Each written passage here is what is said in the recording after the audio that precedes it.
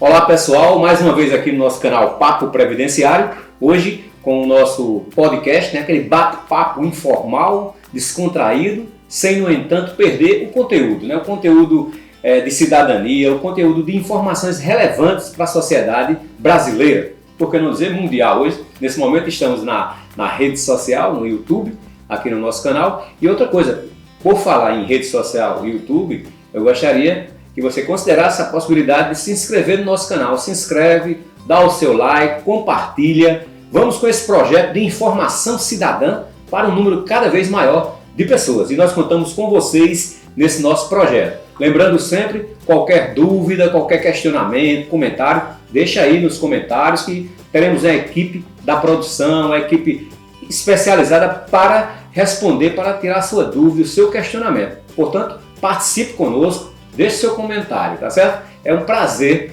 poder levar essas informações para um público cada vez maior.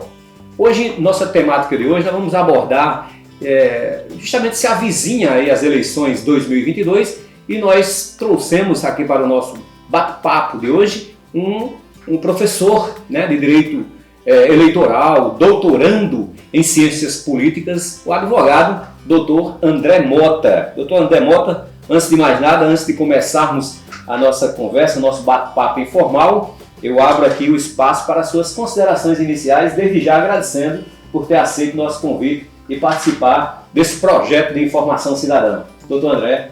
Eu que agradeço o convite, me permite chamar por Edson, já que nós nos conhecemos há tanto tempo. Fui seu aluno, né? Foi meu aluno, é uma coisa que não se deve dizer assim publicamente, mas para minha alegria, aquela onde o aluno supera o mestre, Que é isso? E eu fico muito feliz, Edson, pelo convite. Parabenizar você por essa iniciativa de fomentar a discussão de temas tão relevantes. Você tem um trabalho no direito previdenciário tão consolidado no nosso Campina Grande e amplia esse leque aí com outros temas nessa discussão descontraída, nesse papo reto e direto. Isso. Com tantos convidados ilustres que você já teve a oportunidade de trazer e ainda vai trazer. Então, me coloco à disposição. Nós temos aí um ano eleitoral e discutir esses temas é de mais alta relevância para toda a sociedade. Existe nós não vamos seguir uma pauta aqui, não. Vamos ter uma conversa realmente informal, sem perder, como eu digo, o conteúdo. O conteúdo da importância do conteúdo, Aí, mesclando, para não seguir realmente um protocolo, uma pauta, a questão, eu vi muito nas redes sociais, na mídia de uma forma geral agora, uma movimentação assim dos jovens, Porque me parece uma estatística que existe um grande número de jovens que tem a possibilidade de tirar o seu título, E que não fizeram isso ainda e que podem fazer para contribuir, no sufrágio agora desse ano de 2022. Como é que você vê esse movimento, professor? O TSE tem feito uma campanha massiva nesse sentido, no aspecto de fomentar e de motivar o jovem a participar do processo eleitoral. Eleição, como eu gosto de dizer, Edson, é aprendizado. Então não se tem como você aprender a votar, fazer a escolha dos seus representantes se você não exercitar algo. Embora a nossa Constituição estabeleça que o voto é obrigatório, você ainda vê um desencanto muito grande das pessoas com a política, notadamente os jovens. E há a permissão de que jovens a partir de 16 anos já possam votar de forma facultativa entre 16 e 18 anos. Sim, existe essa parte obrigatória e facultativa. Obrigatório acima de 18 anos e facultativa entre 16 e 18 anos. Aquela história também, desculpa eu estar interferindo, mas só para completar, com idade mais avançada, que também... Acima de 65 anos. Também é facultativo. Então você tem aí o Tribunal Superior Eleitoral fazendo uma campanha bem significativa para trazer o jovem para participar do processo político, porque isso é um princípio constitucional e um princípio internacional. O sufrágio, o direito ao sufrágio, a participação nas escolhas políticas de uma determinada UB, de um determinado Estado, é um dos princípios, um dos pilares da dignidade da pessoa humana, e eu vejo com muita alegria essa participação, esse incentivo a que os jovens participem do processo político. Então, o cadastro eleitoral está aberto até o dia 4 de maio. Sim, tem umas datas, né? Tem. Como você tem toda a estrutura administrativa que comanda e coordena o processo eleitoral, Edson, é fechado o cadastro de eleitores no dia 4 de maio. Então todo mundo... 4 de maio? 4 de maio. Quer dizer, daqui praticamente um mês nós estamos... Exatamente. Fecha e não pode mais fazer. Não pode nem fazer transferência, nem se habilitar como eleitor. Então, a Justiça Eleitoral também incentiva isso, e todos nós incentivamos a quem não tem o título eleitoral e que pode votar nessa faixa de 16 a 18 anos, e é importante dizer que é 16 não é agora, é 16 no dia da eleição, ou seja, quem completar 16 anos até o dia da eleição pode se cadastrar, pode se cadastrar, e aí é fechado o processo do cadastro de eleitores, a lista de eleitores, para que posteriormente seja feita a inseminação na urna e que você possa votar lá no dia da eleição. Então a gente sabe que há um controle muito rigoroso disso, não é chegar lá no dia da eleição, eu quero votar. Não, você tem que estar cadastrado, você tem que estar feito sua biometria. Então todo esse procedimento ele é fechado agora com 150 dias antes da eleição. Você falou, eu vou pegar um gancho na sua palavra aí, você falou de toda a segurança, de toda a rigidez no controle, justamente para refletir realmente, o sufrágio refletir realmente o que o cidadão desejava em termos da escolha dos seus candidatos. Então eu pergunto, como é que você vê, você que também é um doutorando em ciências políticas e tudo, como você vê, gostaria de ouvir a sua opinião, doutor André, desse questionamento que vou até citar, que o Poder Executivo, através do atual presidente, né, independente de política partidária aqui, tá certo? Eu sei que tem, mas eu gostaria, como é que você vê, porque o atual presidente da República, ele muitas vezes levanta questionamentos sobre a segurança da urna eletrônica. E aí o TSE faz um contraponto, enfim, está nesse embate. Qual é a sua visão, qual é a sua opinião, enquanto um operador do direito, um doutorando em ciências políticas, com relação a esse imbróglio aí? Edson, primeiro é importante a gente fazer uma volta, né? Um retorno e uma avaliação histórica. A nossa justiça eleitoral, esse modelo de uma instituição voltada exclusivamente para a eleição, surge em função de fraudes no processo eleitoral em 1930. Quando Vargas assume o poder, você teve lá denúncias de fraude, e ele entra assumindo o compromisso de criar uma instituição atrelada ao Poder Judiciário para moralizar o processo eleitoral. Tanto que a Justiça Eleitoral está fazendo agora 90 anos, a nossa Justiça Eleitoral. Esse modelo de ter um órgão independente e autônomo não é um modelo que é muito replicado em outros países. Por exemplo, nos Estados Unidos, cada estado faz a sua eleição, dentro do modelo de federação que os americanos fazem. Na Argentina... Por que lá nos Estados Unidos?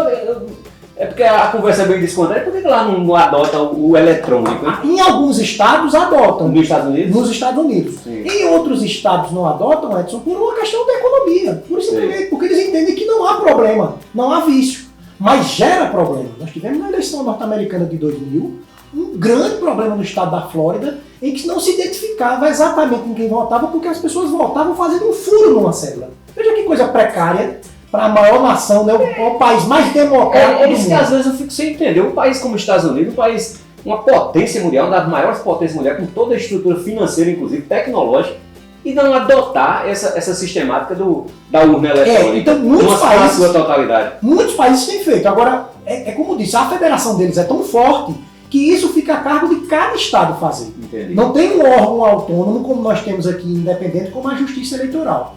Então, nessa perspectiva é que eu digo a você, sem medo de errar, de que nós temos um modelo internacional de gestão eleitoral. É respeitado no mundo todo esse padrão que nós fazemos eleição com um órgão que pega desde o cadastro do eleitor até a diplomação dos eleitos. Não é um modelo, como eu disse, que é internacionalizado, todos os países não adotam esse padrão, cada país tem sua cultura, tem sua forma de agir, tem suas características, mas o nosso modelo ele é respeitabilíssimo em todo o mundo. Vem técnicos do mundo inteiro para analisar, inclusive a questão da urna eletrônica, que, como você colocou, é questionado pelo presidente da República. É questionado, mas efetivamente mais uma vez repetindo, porque aqui o nosso programa é um programa de política pública de informação cidadã. Não deixa de ser política, mas ele é política pública de informação cidadã. Então, mais uma vez eu vou dizer, mesmo questionado pelo atual presidente, assim, efetivamente nunca foi provado nada não. Absolutamente nada. Eu trabalho há 20 anos em eleição, né? E assim, o procedimento que é adotado para a segurança da urna eletrônica, ele é impressionante. É porque as pessoas muitas vezes não sabem. E não é ligado à internet, né? Não tem ligação com a internet, já tem uma vantagem. E há todo um protocolo, com chaves, e que é acompanhado por técnicos da Polícia Federal, por técnicos de universidade, pelos próprios partidos políticos. Então, muitas vezes, o que acontece é muita lenda urbana. Eu mesmo, em toda eleição, me permita contar isso a você, a gente escuta, olha, fulano, olha, apertei o número de fulano e não apareceu a foto. Isso é lenda, é a pessoa que errou, a pessoa que digitou o número errado. Algo que acontece muito, Edson, é a pessoa não saber a ordem de voto. Então, às vezes, porque tem você tem a sequência. Então, numa eleição, nessa agora nós temos uma eleição para presidente, sim, é bom. deputado federal, deputado estadual, governador e senador. Tem que seguir essa sequência. Tem uma sequência, tem uma ordem. E muitas vezes as pessoas não sabem essa ordem. Quando chega lá, que digita um número, não aparece a foto do candidato, ele confirma e sai dizendo que tem um problema na urna. Não é, isso é ignorância, Entendi. é a falha, é o descuido do próprio eleitor em manusear o equipamento. E eu não acho isso tão grave, nem acho isso não critico isso, porque eu me emociono quando vou votar, eu me tremo todinho quando vou votar. Então, assim, é normal que o cidadão, quando vá naquele momento, esteja ansioso e muitas vezes, como eu disse, não tem a cautela de levar uma colinha. Eu sempre levo uma colinha com a sequência da votação, porque, como eu disse, a gente, por exemplo... Pode levar, né? Pode levar. Por exemplo, na eleição de prefeito, que a gente tem de prefeito e vereador, o primeiro voto é o voto de vereador, Edson. E muita gente vai com a cabeça para votar no prefeito. Digita um número, não aparece ninguém, ele digita, aí quando vai fazer a segundo voto de prefeito, ele já se embananou completamente.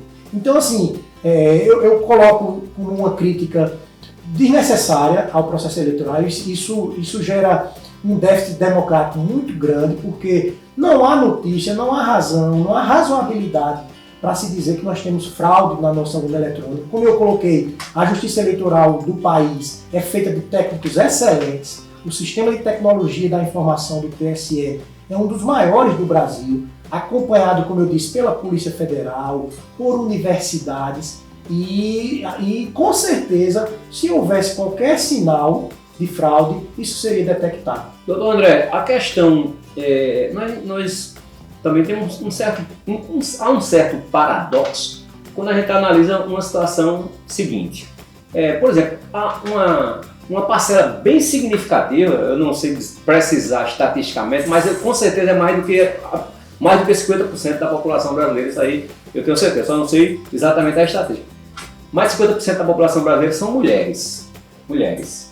E na política, eu também não vou precisar estatisticamente, mas o número de mulheres exercendo cargos... 12,5, Edson. 12,5, pronto. O Brasil está na posição 173 do mundo. Qual é o seu posicionamento com relação a isso? Como é que um país que tem o maior número da população é mulher, feminina, e os cargos políticos, né, eletivos, é tão ínfima o dado? São 53,4 o número de percentual de mulheres, de eleitoras, sim, eleitoras. No nosso país, e como eu coloquei, exercem em média entre 10% e 15% dos cargos no país inteiro, no legislativo, notadamente. Porque tem uma obrigatoriedade, né, nas eleições. A obrigatoriedade, Edson, é uma obrigatoriedade de candidaturas, de 30% de candidaturas. Tem propostas e projetos no sentido de ter 30% de vagas e não de candidaturas. Tem isso. Só ocupar. Na Argentina, para você ter uma ideia, é 1 por 1. Uma vaga para homem e uma vaga para mulher. Isso no Brasil essa cultura ainda não chegou. É óbvio que faz parte do nosso histórico social e machista. E às vezes o pessoal fala que, como aqui a estratégia, o procedimento é um percentual para candidatura, segundo, às vezes a gente escuta os comentários, que tem alguns partidos que colocam mulheres só para encher mesmo. São as candidaturas laranja, né?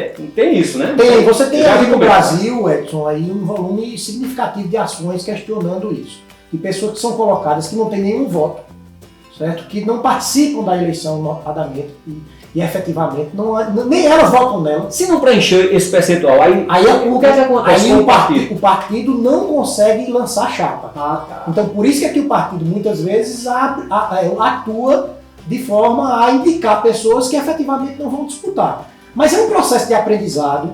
A legislação cada vez mais tem alterado no sentido de incentivar a participação da mulher na política. Por exemplo, hoje 30% dos recursos do fundo de campanha tem que ser investidos nas campanhas femininas, porque o que acontecia? Reservava 30% de vagas, mas essas mulheres não tinham estrutura para disputar a eleição.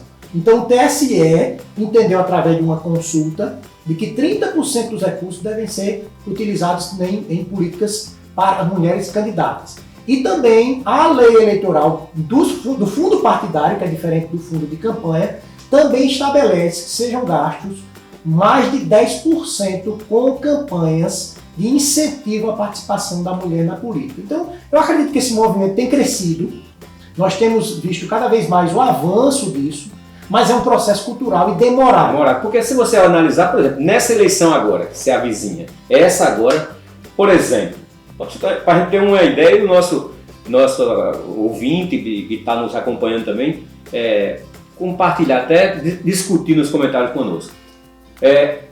Não sei quem vai ser, porque eu acho que vai ter ainda a convenção para definir realmente quem são os candidatos. Mas o que se apresenta, pelo menos que a mídia divulga, o que a gente escuta muito na mídia nacional, por exemplo, aqui nós temos, só para eu lembrar assim por alto para fazer uma ideia, o atual presidente, o ex-presidente Lula, o Ciro Gomes, o Moro, nada disso está ainda, eu sei que vai concretizar nas convenções, né? A gente vai falar daqui a pouco sobre convenções. Moro, né? Mas aí vem o Dória. Só aí o governador lá de Rio Grande do Sul também, gente? O Eduardo Leite. Eduardo Leite. Só aqui eu já estou vendo 6. Não vi falar em mulher ainda. Aí tem a Simone Tebet. Simone Tebet do MDB. Você veja como já, mais uma vez, vai se concretizando essa história que nós estávamos falando. Porque só aqui, de 7 candidatos, possíveis candidatos, tem uma possível candidata mulher. Nós temos esse déficit. Isso, os estudiosos apontam que isso é muito ruim para a democracia, Edson, porque só quando você exerce cargos de poder é que você pode implementar políticas voltadas para aquela sociedade, para aquele grupo.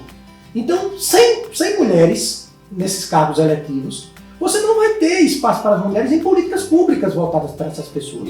Nós temos aí um caso, por exemplo, de uma situação gravíssima na sociedade, que é o feminicídio, que são as agressões recorrentes às mulheres, que não tem dia que você não abra uma rede social e que não seja noticiado um fato como esse. Essa semana foi noticiada aqui uma vereadora no interior da Paraíba que foi assassinada na véspera da audiência de divórcio. Então, por que isso? Porque você não tem políticas públicas voltadas para essa parte importantíssima da sociedade, que são as mulheres. Não é? Por quê? Porque muitas vezes elas são retiradas do espaço de poder.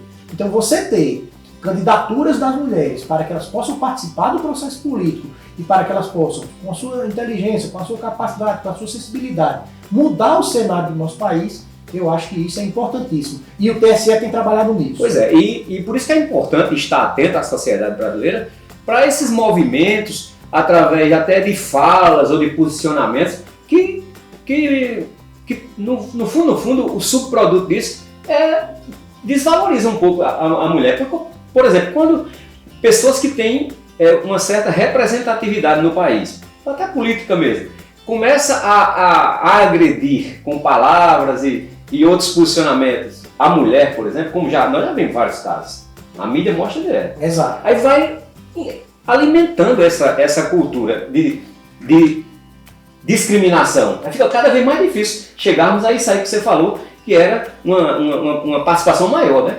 Eu sou defensor assim as pessoas, porque muitas vezes tem pessoas que vão muito pela ideologia daquele líder.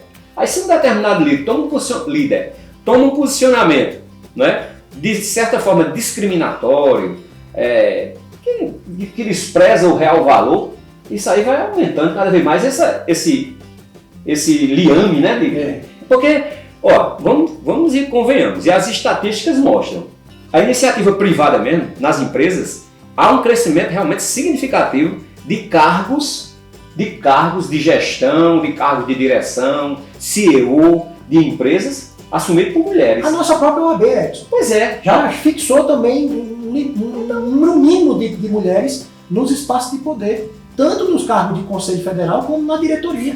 Nós avançamos muito nisso. Pois agora, é. como você disse, agora infelizmente no poder público nós temos essa ainda. Por que ainda existem líderes tradicionais que ficam fazendo questionamentos ou definições que colaboram muito mais para aumentar esse distanciamento do que de aglutinar, não é isso? É verdade. Eu sou favorável a que se estabeleça uma cota mínima de vagas no parlamento. Isso. Ao invés de ser 30% de vagas para a disputa, seja no mínimo 30% de vagas no parlamento, independente da votação que obtenha, porque isso é uma política afirmativa que é uma das facetas para a promoção da democracia. Muito bem, nós estamos aqui no nosso podcast de hoje recebendo o advogado Dr. André Mota, ele que é professor também de Direito Eleitoral, doutorando em Ciências Políticas e está trazendo a sua importante colaboração informativa para você que nos acompanha aqui no nosso canal Papo Previdenciário. O Dr. André Mota também assume cargos na OAB, né, aqui na OAB Paraíba. Isso, eu estou desde o ano passado, Edson, na condição de presidente da Caixa de Assistência dos Advogados de Campina Grande. É uma entidade que, graças a Deus, tem me trazido muita alegria e muita felicidade, porque a gente tem conseguido promover uma série de atividades para os colegas advogados de toda a seara. Nós terminamos, por exemplo, o mês de março aí, com atividades semanais para os colegas advogados. Terminamos no dia 31 com o Spa Day, onde nós fizemos mais de 120 atendimentos na própria sede da Caixa de Assistência de ventosoterapia, de tratamento odontológico, de limpeza de pele, de hidratação de cabelo. E fora os eventos anteriores, nós fizemos, por exemplo, um chá da tarde com as mulheres, com palestras sobre temas que importam para a categoria. Então é uma entidade que eu tenho muita alegria de coordenar, com a confiança do presidente Arrisson Tagino e do presidente Assis Almeida. Por falar do Dr. Arrisson Tagino, vai estar conosco aqui brevemente no podcast, já confirmou a presença. Dr. Arrisson Tagino, presidente da OAB, que ele é da federal também, era do conselheiro. Ele foi conselheiro federal na gestão anterior e hoje é o presidente da OAB seccional Paraíba. Realmente importante esses serviços, né, prestados pela Caixa de Assistência.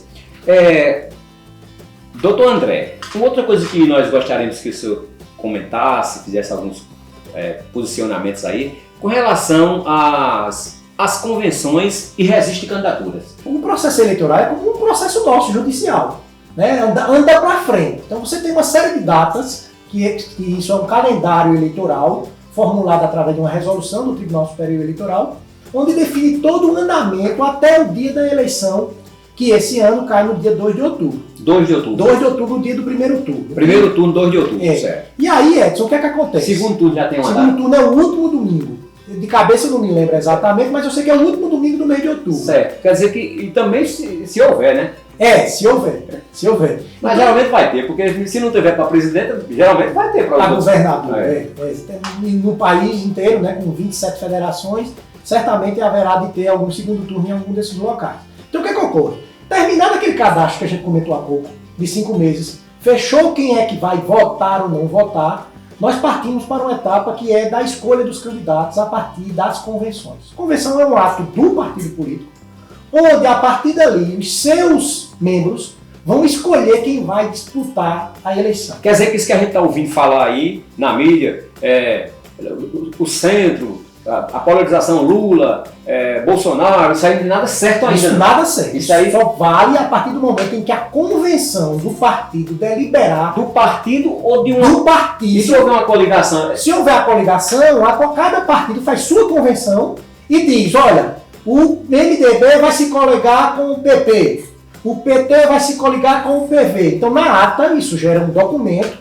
Esse documento é apresentado posteriormente à Justiça Eleitoral. Então, isso é definido na convenção. Certo. A convenção, Edson, ela se dá entre o dia 20 de julho, olha como a gente está longe e as pessoas já estão no período de efervescência e discussão. Já pode fazer política assim? Olha, é uma grande discussão hoje. Hoje em dia, a lei eleitoral, o que é que ela diz?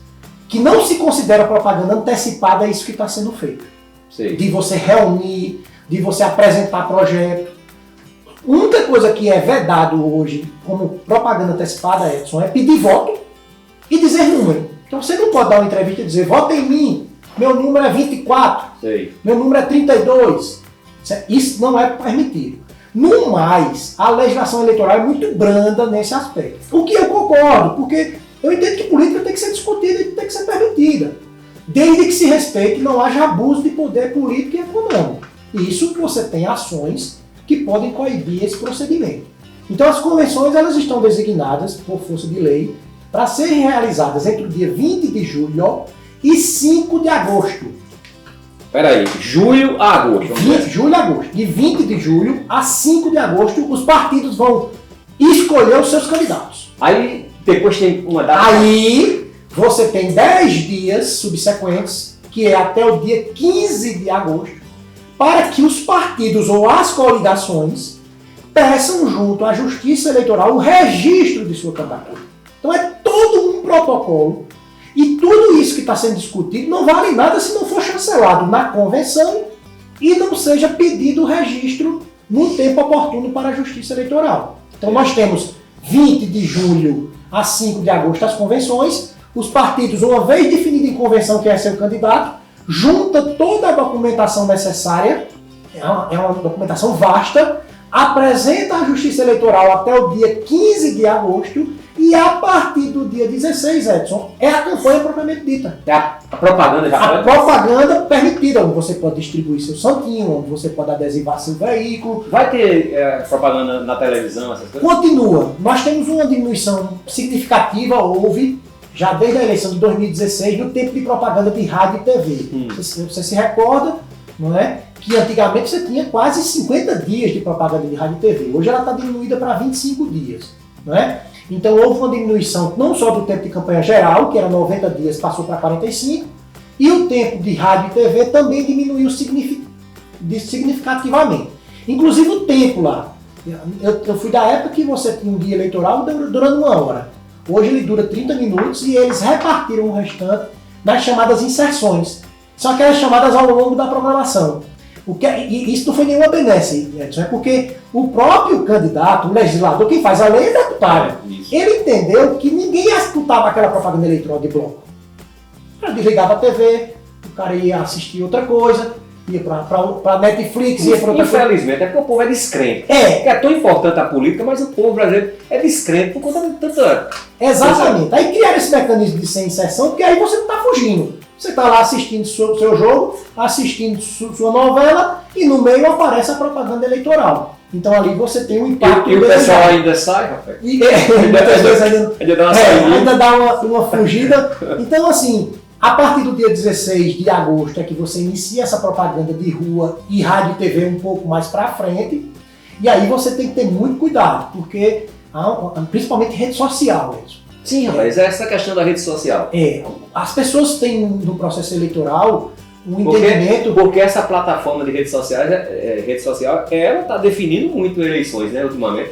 Não só definindo a eleição no aspecto de você transformar o voto do eleitor, Edson, mas também pelo nível de agressividade que as pessoas têm tido nas redes sociais. E alcança também, né? Alcança muito mais pessoas hoje. Porque hoje em dia a informação está na palma da mão, né, no celular.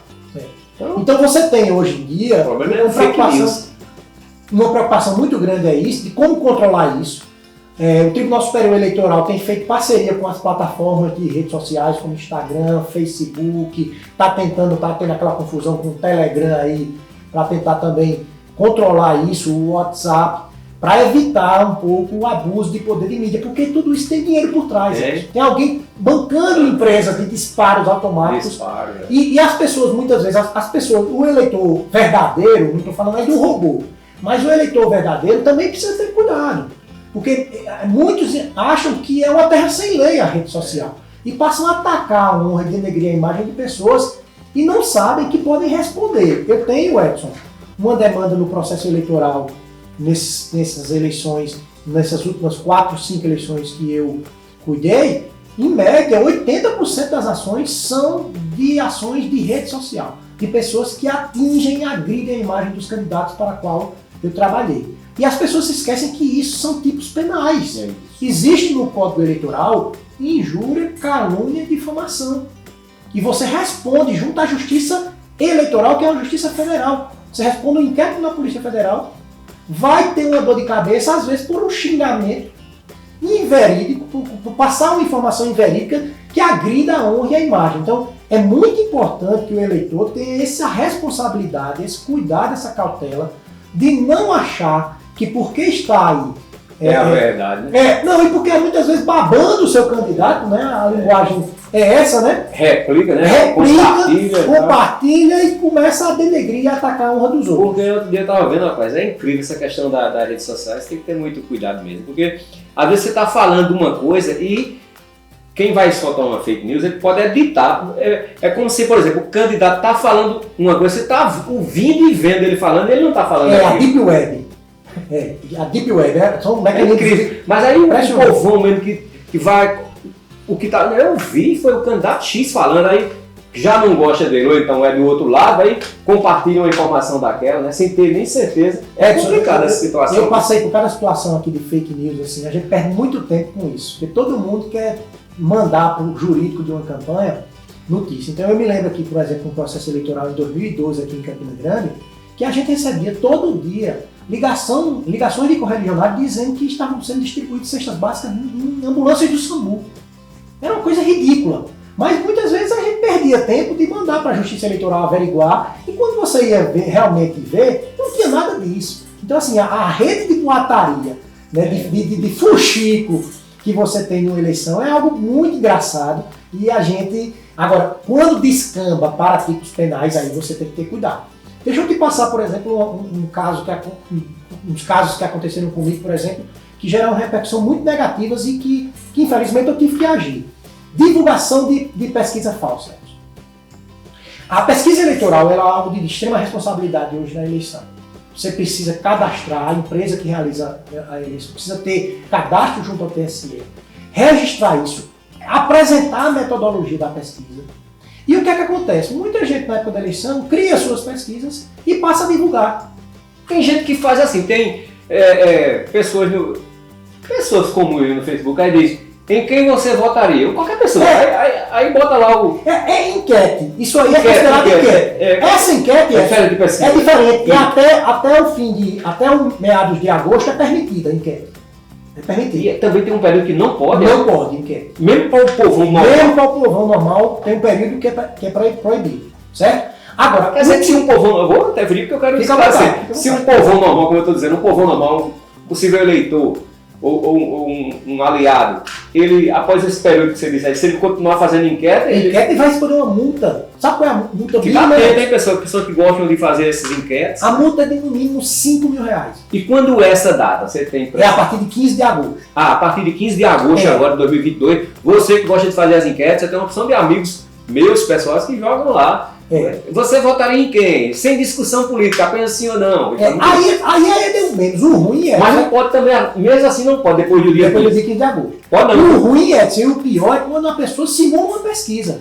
Porque uma pesquisa, ele tem maior seriedade. Então, para você dizer que tem uma pesquisa, você tem que dizer qual foi o número de registro do TSE, para saber se efetivamente ela existiu. E sabe qual é a multa, Edson, para esse tipo de divulgação equivocada? R$54 mil. Isso quer dizer, então, que esses grandes institutos de pesquisas, de nome nacional, digamos assim, quando eles jogam uma pesquisa, dá para a gente entender que é séria, porque ele não tem que fazer o registro, como você está falando? Você pode ver, Edson, que na notícia, com certeza vai estar lá embaixo, dizendo, pesquisa registrada sob o número tal no Tribunal Superior Eleitoral. Porque é uma forma de controle de todo mundo. Porque às vezes a pessoa diz assim, os candidatos querem diminuir o valor e a importância e a seriedade de algum instituto. Porque diz assim, eu não sei como é que fulano de tal está com um índice desse de pesquisa lá em cima, e quando a gente vai para as ruas a gente vê outra coisa, vê o outro candidato que está na pesquisa lá embaixo, mas é o que o povo está louvando, está vendo tudo aquilo. Ficam fazendo deixando essa interrogação, que termina, muitas vezes tem pessoas que não vão dar credibilidade a esses institutos de pesquisa, também por isso, sabe? É óbvio, Edson, que pode haver erros. no Instituto Mas, de Pesquisa. mas no Instituto também tem a margem de erro. Exato, mas tudo assim, ele pode fazer uma amostragem equivocada, ele pode investir nas classes equivocadas. Então, o erro da pesquisa pode acontecer. E tem um detalhe, um fenômeno que a gente estuda muito na ciência política, é que o eleitor, Edson, muitas vezes está deixando para se decidir na última hora. O eleitor está preocupado, Edson, com o pão na mesa, está preocupado com o seu emprego, está preocupado com a situação da sua família. E muitas vezes deixa para escolher na quinta-feira da eleição. E o Instituto de Pesquisa não pega esse. Não pega isso. Porque tem também a data que pode fazer. Né? Exatamente. Você pode pegar. Então, muitas vezes, os institutos de pesquisas eles não conseguem identificar essa mutação. Mas não tem uma pesquisa que faz no dia da eleição? Tem, é permitido fazer no dia da eleição. Só que você pode observar que geralmente, quando as pesquisas elas publicam, é porque elas omitem uma informação que é quem trabalha com eleição é que se preocupa mais, que é o número de indecisos. Quando esses institutos de pesquisa eles publicam as pesquisas, eles não publicam o número de indecisos, eles publicam apenas os votos válidos, ou seja, quem escolheu. Quem trabalha com pesquisa, o candidato, ele vai avaliar o número de indecisos, porque esse aí é que ele precisa focar no fim da campanha. Vou aproveitar que você falou em voto válido. Qual a diferença de voto nulo, assim, voto... Como é que eu queria saber? Eu fugir agora, porque como eu disse, eu fugi a pauta, mas é voto nulo. Voto branco e voto nulo. Hoje unificou, certo? Você tinha o voto nulo e o voto branco, que o voto em branco contava para o percentual de votos válidos. A partir de 2004, o voto branco passou também a não contar. Então, quando se dá um resultado de uma eleição, ele só dá efetivamente quem escolheu algum candidato. Quem apertou na tecla do voto branco ou quem apertou na tecla do voto nulo, o efeito jurídico e eleitoral é o mesmo, é não contabilizar aquele voto. Então, assim, até há propostas, Edson, na própria Câmara dos Deputados, de que extingua essa dubiedade dessas duas linguagens, porque o efeito jurídico é o mesmo. Quem pode se candidatar e quem não pode? Edson, a Constituição Federal estabelece algumas condições de elegibilidade. Você precisa ter idade, por exemplo, cargo de senador, você tem que ter no mínimo 35 anos de idade na data do pleito, né, já é um filtro. Você tem que estar filiado a um partido político e você tem que estar com suas condições, seus direitos políticos preservados. Então, por exemplo, quem está com os direitos políticos cassados numa ação de improbidade administrativa não pode ser candidato. Então, se a decisão foi transitada em julgado por um órgão colegiado. Além dessas condições básicas, nós temos uma lei muito rigorosa no Brasil, que é a famosa lei da ficha limpa. Essa aí estabelece um volume de impedimentos, que são as chamadas causas de inelegibilidade, diversas. Gente que tem conta rejeitada pelo Tribunal de Contas, gente que foi condenado pela Justiça Eleitoral por ações, por abuso de poder político e econômico, e até, Edson, chega até a quem foi condenado por órgão de categoria. Nós, se eu ou você respondêssemos, obviamente, hipoteticamente não vai acontecer pelo nosso zelo profissional, algum processo na OAB e fôssemos expulsos da entidade, nós não poderíamos disputar um cargo eletivo. Então essa lei da ficha limpa ela é muito ampla, o número de hipóteses é muito grande, mas a mais volumosa é quem tem conta rejeitada por tribunal de contas. Esse aí é o maior número de impedimentos que impedem que a pessoa seja candidato numa eleição. Um estrangeiro naturalizado aqui, ele pode ser naturalizado, ele só não pode ser ao cargo de presidente da República. Por causa da Constituição nossa Constituição Federal. Mas governador pode. Se for naturalizado. Se for naturalizado. Bom, eu acho que se o doutor André quiser fazer um resumo do que nós debatemos aqui hoje, de forma bem rápida, porque o nosso tempo já está se acabando também, e depois você tecer mais alguns comentários. Você gostaria de falar de um seminário? Só para agradecer efetivamente a todos que nos acompanharam aqui e o carinho seu de me convidar para esse espaço aqui tão seleto, tão gratificante, e fazer um convite muito especial a todos que nos assistem. Nós temos aqui em Campina Grande, entre os dias 4, 5 e 6 de maio, no Teatro da Unifacisa, o 4º Simpósio de Direito Eleitoral do Nordeste. Me permita a franqueza, Edson, ele é um dos 3 maiores eventos de direito eleitoral do país no nosso calendário político. E teremos a honra, esse ano, de contar com a presença 4, 5 e 6 de maio. 4, 5 e 6 de maio. E aí já mas tem que se inscrever, você e toda a sua equipe para se fazerem presentes. Você tem as inscrições que são realizadas no site Olha o Ingresso. Mas já tem a data de que pode se inscrever? Já está aberto. Ah, já está aberto. Já está aberto. olhaoingresso.com.br. Qualquer informação você pode seguir o nosso Instagram, que é o @simpósio eleitoral. @simpósio eleitoral. Que tem a informação desse Todas as informações, toda a programação. É um evento que contará esse ano com a homenagem ao ministro Luiz Roberto Barroso, que estará em Campinas no dia 5. Estará também? Estará presencialmente aqui conosco, além da presença de 3 ministros do Tribunal Superior Eleitoral. Quanta hora? 40 horas aula. Para Nós teremos né? demais. O interesse dos estudantes é muito grande nessas horas aulas também. Nós temos trabalho científico no evento, lançamento de 2 e-books oficiais do evento, um evento voltado para as mulheres, o Quero Você Eleita, que nós vamos reunir apenas mulheres candidatas no nosso Teatro da Facisa, e eu quero deixar esse convite especial para todos que nos assistem. Sigam o nosso Instagram, o @simpósio eleitoral, e participem conosco dos maiores eventos de direito eleitoral do país. Pois bem, esse foi o nosso bate-papo de hoje, né, com o nosso convidado, Dr. André Mota, ele advogado, professor, membro da UAB aqui na Paraíba, doutorando em Ciências Políticas, que trouxe realmente informações valiosas nessa seara, né, do direito eleitoral. E agora ficam as nossas considerações finais para nós concluirmos esse nosso bate-papo de hoje. Convidar você a compartilhar, a curtir. Visita também nosso Instagram, o @EdsonDanielADV. Visita lá, tem muita informação importante. E o nosso podcast também no Spotify, é o Papo Prévio.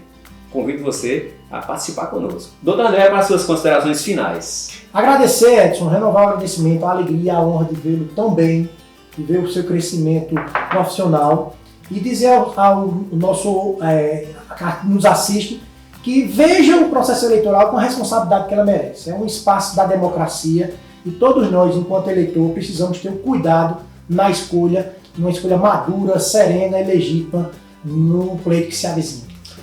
Pois bem, gente, essa foi a nossa informação de hoje aqui no Papo Previdenciário. Até o nosso breve encontro.